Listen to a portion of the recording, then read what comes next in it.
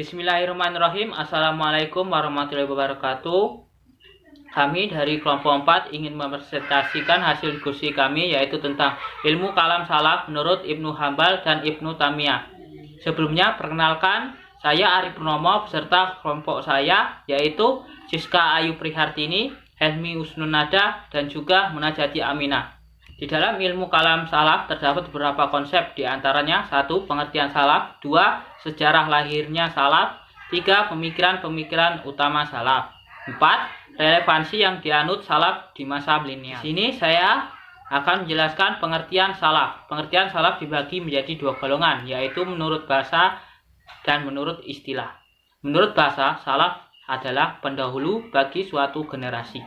Sedangkan menurut istilah syariah Islamiyah, as-salaf ialah orang-orang pertama yang memahami, mengimami, memperjuangkan, serta mengajarkan Islam yang diambil langsung dari sahabat Nabi Muhammad SAW, para tabi'in atau kaum mukmin yang mengambil ilmu pemahaman atau murid dari para sahabat, dan para tabi'in dan tabi'in atau kaum mukmin yang mengambil ilmu dan pemahaman atau murid dari tabi'in. Baik, selanjutnya yaitu tentang sejarah singkat lahirnya salaf Ibnu Hambal. Ia dilahirkan di Baghdad pada tahun 164 Hijriyah atau 780 Masehi dan meninggal pada tahun 241 Hijriyah atau 855 Masehi. Ia sering dipanggil Abu Abdillah karena salah satu anaknya bernama Abdillah. Namun, ia lebih dikenal dengan nama Imam Hambali karena merupakan pendiri mazhab Hambali. Di antara guru-gurunya ialah Hamad bin Khalid, Ismail bin Aliyah, Muzaffar bin Mudrik, Walid bin Muslim, Muktakmar bin Sulaiman, Abu Yusuf Al-Qadi, Yahya bin Zaidah, Ibrahim bin Sa'id, Muhammad bin Idris Asy-Syafi'i, Abdul Razak bin Humam, dan Musa bin Tariq. Dari guru-gurunya, Ibnu Hanbal mempelajari ilmu fikih, hadis, tafsir, kalam, usul, dan bahasa Arab. Ibnu Hambali dikenal sebagai seorang yang zahid, teguh dalam pendirian, warok, serta dermawan. Selanjutnya, sejarah singkat lahirnya salaf Ibnu Taimiyah. Nama lengkapnya Ahmad Taqiyuddin Abu Abbas bin Syihabuddin Abdul Mahasin Abdul Halim bin Abdissalam bin Abdillah bin Abi Qasim Al-Khodar bin Muhammad bin Al-Khodar bin Ali bin Abdillah. Nama Taimiyah dinisbatkan kepadanya karena moyangnya yang bernama Muhammad bin Al-Khodar melakukan perjalanan haji melalui jalan Taima. Sekembalinya dari haji, ia mendapati istrinya melahirkan seorang anak wanita yang kemudian diberi nama Taimiyah. Sejak saat itu, keturunannya dinamai Ibnu Taimiyah sebagai peringatan perjalanan haji moyangnya. Ibnu Taimiyah merupakan tokoh salaf yang ekstrim karena kurang memberikan ruang gerak pada akal. Ia adalah murid yang muttaqi, warok, dan zuhud, serta seorang panglima dan penentang bangsa Tartar yang pemberani. Ia dikenal sebagai seorang muhaddis mufasir, seorang ahli tafsir Al-Quran berdasarkan hadis, faqih, teolog, bahkan memiliki pengetahuan yang luas tentang filsafat.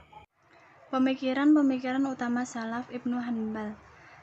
Yang pertama, tentang ayat-ayat mustasyabihat. Dalam memahami ayat Al-Quran, Ibnu Hanbal lebih suka menerapkan pendekatan lafzi atau tekstual daripada pendekatan takwil.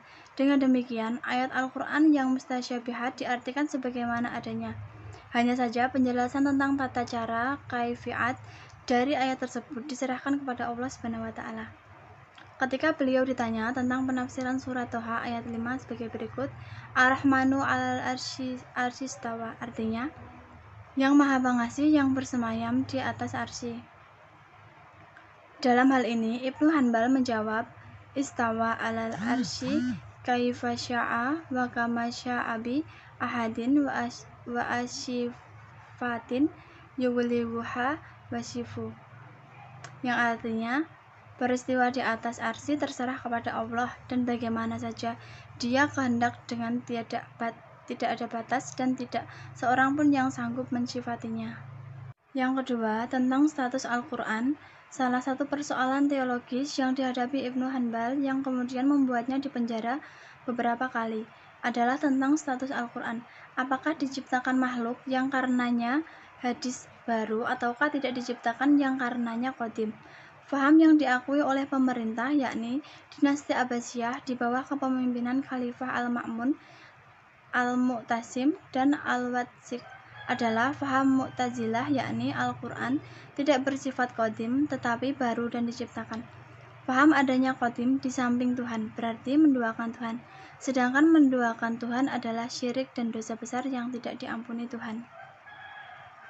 Dan pemikiran utama salaf Ibnu Taimiyah.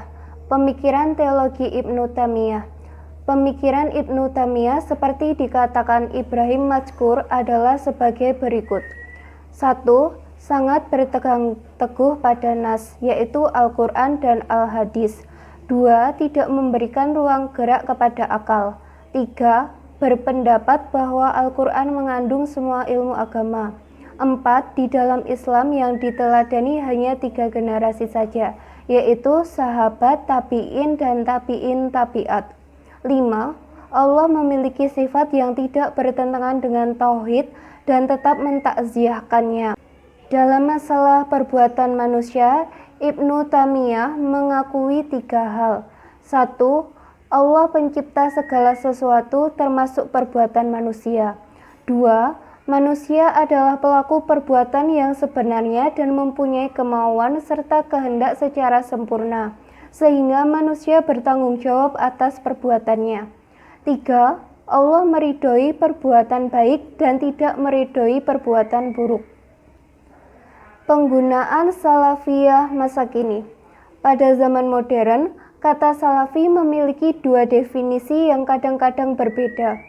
Yang pertama, digunakan oleh akademisi dan sejarawan, merujuk pada aliran pemikiran yang muncul pada paruh kedua abad 19 sebagai reaksi atas penyebaran ide-ide dari Eropa, dan orang-orang yang mencoba memurnikan kembali ajaran yang telah dibawa Rasulullah serta menjauhi berbagai kebid'ahan, khurafat, syirik dalam agama Islam. Penggunaan yang cukup berbeda. Kedua yang lebih disenangi oleh para salafi kontemporer secara sepihak mendefinisikan seorang salafi sebagai muslim yang mengikuti perintah kitab suci secara literal tradisional dan bukannya penafsiran yang tampak tak berbatas. Dari salafi awal, para salafi ini melihat ke Ibnu Taimiyah, bukan ke figur abad ke-19 Muhammad Abduh Jamal Al-Idin Rosid Rida. Cukup sekian presentasi dari kelompok kami. Apabila ada salah kata mohon maaf. Terima kasih dan wassalamualaikum warahmatullahi wabarakatuh.